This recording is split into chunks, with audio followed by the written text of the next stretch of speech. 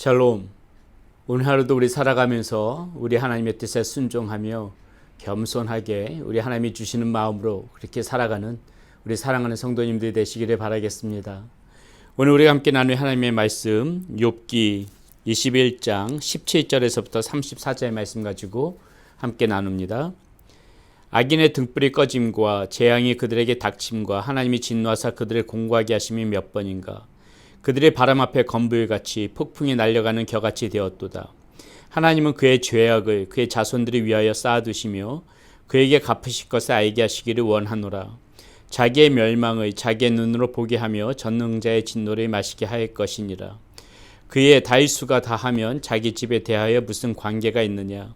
그러나 하나님께서는 높은 자들을 심판하시나니 누가 능히 하나님께 지식을 가르치겠느냐. 어떤 사람은 죽도록 기운이 충실하여 안전하며 평안하고 그의 그릇에는 젖이 가득하며 그의 골수는 윤택하고 어떤 사람은 마음의 고통을 품고 죽음으로 행복을 맛보지 못하는구나. 이 둘이 매 한 가지로 흙 속에 눕고 그들 위에 구더기가 덮이는구나. 내가 너희의 생각을 알고 너희가 나를 해하려는 속셈도 안노라. 너희의 말이 귀인의 집이 어디 있으며 악인이 살던 장막이 어디 있느냐 하는구나. 너희가 길 가는 사람들에게 묻지 아니하였느냐. 그들의 증거를 알지 못하느냐. 악인은 재난의 날이 위하여 남겨둔 바 되었고 진노의 날이 향하여 끌려가느니라. 누가 능히 그의 면전에서 그의 길을 알려주며 누가 그의 소행을 보응하랴. 그를 무덤으로 메어가고 사람이 그 무덤을 지키리라. 그는 골짜기의 흙덩이를 달게 여기리니 많은 사람들이 그보다 앞서갔으며 모든 사람이 그의 뒤에 주의지었느니라. 그런데도 너희는 나를 헛되이 위로하려느냐. 너희 대답은 거짓일 뿐이니라. 아멘. 자, 욥이 친구들에게 지금 계속 말하고 있는 장면이 나옵니다. 오늘 우리가 읽은 말씀 가운데에서 우리가 좀 생각해 보고 싶은 말이 23절에서부터 26절까지 나오는데요. 한번 들어보겠습니다. 어떤 사람은 죽도록 기운이 충실하며 안전하며 평안하고 그의 그릇에는 젖이 가득하며 그의 골수는 윤택하고 어떤 사람은 마음의 고통을 품고 죽음으로 행복을 맛보지 못하는도다. 이 둘이 매 한 가지로 흙 속에 눕고 그들이 위에 구더기가 덮이는구나. 자, 여기 지금 두 사람의 인생이 나옵니다. 한 사람은요, 죽도록 죽을 때까지 기운이 충실하고 안전하고 평안하고 그의 그릇에는 젖이 가득하고 그의 골수는 윤택하고. 무엇을 의미합니까? 일평생 살아가면서 누릴 거 다 누리고 평안한 가운데 그 생명이 다 있다는 것을 이야기해 줍니다. 이렇게 살아가는 인생이 있다는 것이고요. 또 한 사람은 어떤 인생이 나옵니까? 어떤 사람은 마음의 고통을 품고 죽음으로 행복을 맛보지 못하는도다. 이 둘이 매 한 가지를 흙 속에 눕고 그들 위에 구더기가 덮이는구나. 자, 어떤 사람이요? 마음의 고통을 품고 죽었다. 자, 행복을 맛보지 못했다. 살아가면서 좋은 일 별로 없이 늘 근심하며 고생은 고생대로 하다가 그렇게 일평생을 힘들게만 살아가다가 생명을 다하는 사람이 있다.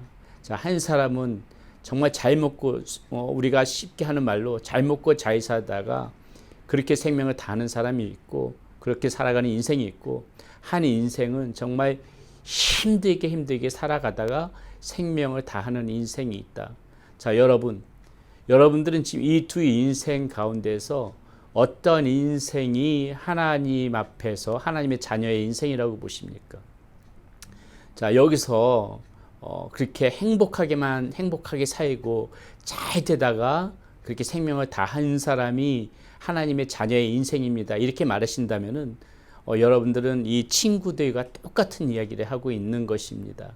예, 사실은 어떤 인생이 하나님께서 하나님의 자녀의 인생인지 우리는 가늠할 수가 없다는 것입니다. 하나님만이 아시는 거예요.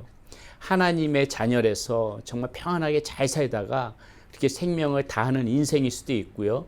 서로 하나님의 자녀가 아닌 그런 악인의 그런 모습도 어제 우리가 말씀 가운데서도 나눴지만은 이렇게 형통하게 잘 먹고 잘 살다가 그렇게 생명을 다할 수도 있다는 것입니다. 하나님의 자녀도 힘들게 이 땅 살아가면서 고생하다가 그렇게 생명을 다하는 수가 있을 수 있고요. 악인도 그러한 모습을 살아가다가 생명을 다하는 수가 있다는 것입니다. 오직 하나님만이 아시는 것이지요. 하나님의 뜻에 따라서 하나님의 그 방법에 따라서 그렇게 갈려지는 것이지 이 나타나진 결과를 보고 누가 하나님의 자녀다, 누가 하나님의 자녀가 아니다. 어떤 사람이 하나님의 인생을 살았다. 어떤 사람이 악인의 인생을 살았다. 이 의인의 인생을 살았다. 이렇게 판단할 수가 없다는 것입니다. 지금 욥이 그것을 얘기하고 있는 것이에요. 욥이 스스로 그 증인 아닙니까? 자신은 지금 의롭게 살아가려고 하나님의 자녀다운 모습으로 살아가려고 했지만은 현실은 어때요? 지금 이 고난 가운데 있는 거 아닙니까? 지금 친구들은 계속해서 욥에게 주장했던 것이 여태까지 주장했던 것이 무엇입니까? 인과응보, 행위화복에 대해서 항상 이 친구들이 이 욥에게 주장했던 것이에요. 네가 의로웠으면 하나님께서 너에게 복을 주셨을 터인데 너가 죄인이기 때문에 지금 이러한 징계를 받는 것이다. 지금 친구들이 계속해서 주장하고 있는 부분이 그 부분이고 욥은 그 부분에 있어서 아니다. 우리의 그 화복은 하나님의 손에 달려 있는 것이지 우리 어떤 인과응보, 우리의 그러한 모습으로 의인으로 살았다고 해서 다 자유되고 악인의 모습으로 산다고 해서 다 멸망하는 거 그거 아니다. 이 하나님의 뜻 가운데서 있는 것이지 그것 때문에 이렇게 벌어지는 현상은 아니다. 지금 욥은 그것에 대해서 반론을 계속해서 제기하고 있다는 것이죠. 여러분, 저는 이 목회를 하면서요, 정말 평안하고 행복하기만 한 사람들, 이것이 복받는 인생일까? 거기에 대해서 정말 의문점을 많이 가지고 살아갑니다. 그러니까 무슨 말씀을 드리고 싶은 거냐면요. 이게 많은 그 성도님들을 만나 뵀을 적에 정말 모든 것이 형통한 가정들이 있잖아요. 뭐 다 걱정할 것이 없습니다. 물질적으로도 풍성하고 뭐 사업이나 직장도 안정돼 있고 자녀들도 잘 풀리고 이런 분들이 가만히 보게 되면은 그런 분들 중에서 많은 분들이 뭐 다 그런 것은 아니죠. 그러나 그런 분들 중에서 많은 분들이 갈급한 심령으로 갈급한 마음으로 이렇게 하나님을 찾는 분들이 참 적어요. 이게 무슨 말입니까? 제가 드리고 싶은 말은 이 형통함이 과연 그분의 인생에 있어서 그것이 과연 복이기만 하냐, 이것을 말씀드리고 싶은 것입니다. 형통하고 모든 것이 잘 되고 기도하지 않아도 잘 풀리니까는 하나님의 간절히 매달리는 모습, 그 모습이 적다는 것이죠. 물론 그렇지 않은 분들도 있지만은 참 많은 분들이 그냥 그 하나님 앞에 간절함 없이 교회는 나오면서도 그 신앙이 차지도 뜨겁지도 않게 그렇게 살아가는 거 볼 수가 있었습니다. 하나님을 간절히 찾지 않아도 걱정할 것이 없어서 그런 일들이 벌어지는 것이 아닌가, 저는 그것에 대해서 생각해 볼 수 있다는 것이죠. 그러므로 정말 이렇게 평안하고 형통한 것이 그것이 과연 진정한 그 사람을 위한 참된 복일까, 그렇게 만들어지는 것이 참된 복일까, 거기에 대한 의문이 있고요. 상대적으로 보게 되면 조금 힘들고 고난이 있는 분들은 그 고난 때문에 하나님을 더 많이 찾고 간절히 찾는 모습을 볼 수가 있습니다. 그러한 차원에서 본다면은 오히려 그 고난이 어제도 말씀드렸지만은 그분에게는 유익이 되어지는 것이죠. 인생이 어떠한 그 살다 보면은 제가 이렇게 목회를 하면서 만난 분들을 보게 되면은 뭐 어떠한 부분들은 괜찮은 부분이 있지만은 꼭 어떠한 부분에 있어서 그 아픔을 주는 부분이 있다는 것이에요. 그것이 무슨 물질이 됐던 건강이 됐던 무슨 자녀의 문제가 됐던 그 아픔을 주는 부분이 있으면은 그분은 그 아픈 부분 때문에 하나님 앞에 간절히 매달립니다. 오히려 그분에게 찾아온 그 고난이 오히려 그분의 인생에 있어서 그렇게 유익이 되어질 때도 있다는 것이죠. 그렇게 하나님이 간절히 찾는다는 것이 오히려 그분의 인생에 있어서 오히려 그것이 복이 아니겠습니까? 그렇기 때문에 사도 바울이 말했듯이 고난이 내게 유익이라, 이 말이 참 우리의 마음 가운데 와닿을 수밖에 없다는 것이죠. 이 목양을 하고 목회를 하다 보면은 그런 모습들을 참 많이 보기 때문에 여러분들에게 드리는 말씀입니다. 제가 아는 그러한 장로님 가정이 있는데요. 그 가정 가운데 보게 되면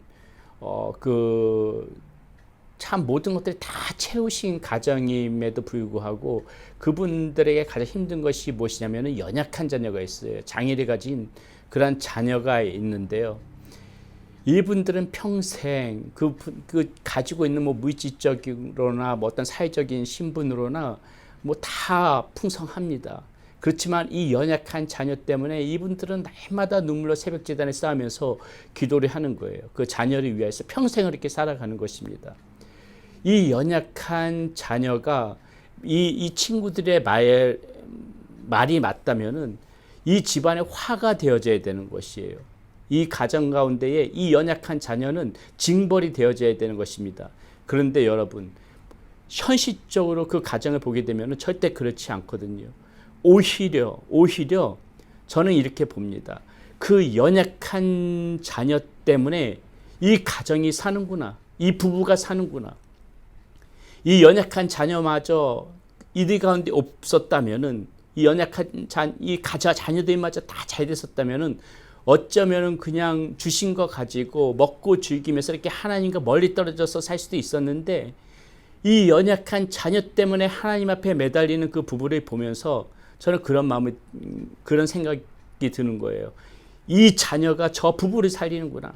마치 이 부부가 이 자녀를 살리는 것처럼, 자녀를 이렇게 보살피는 것처럼, 그렇게 우리의 눈에는 보이지만 영적으로 보게 되면은 이 자녀가 저 부부를 살리는구나. 이 자녀 때문에 저 부부가 저토록 기도하게 하니 이 자녀가 저 부부를 살리는구나. 저 부부에게는 이 자녀가 하나님의 오히려 복이 되어질 수 있구나.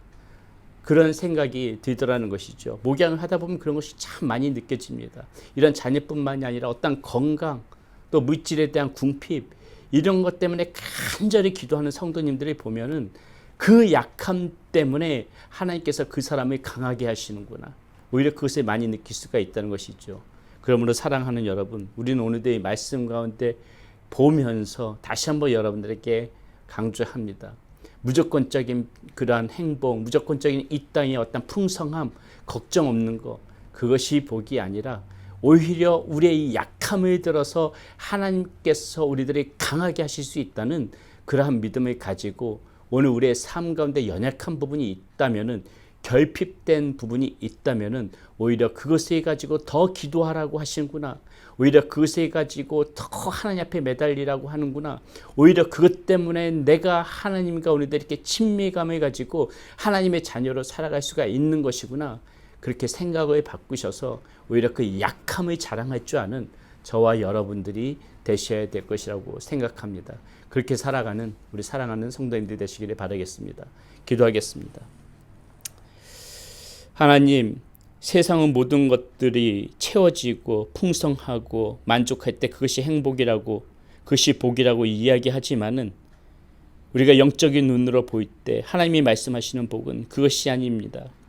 서로 세상에서 주는 것이 결핍된 부분이 있다 할지라도, 약한 부분이 있다 할지라도 그것 때문에 더 하나님 앞에 매달리고 하나님 앞에 나갈 수 있다면은 그것이 오히려 더 우리에게 복이 되어지는 것을 우리는 이 말씀의 신비 가운데서 찾습니다.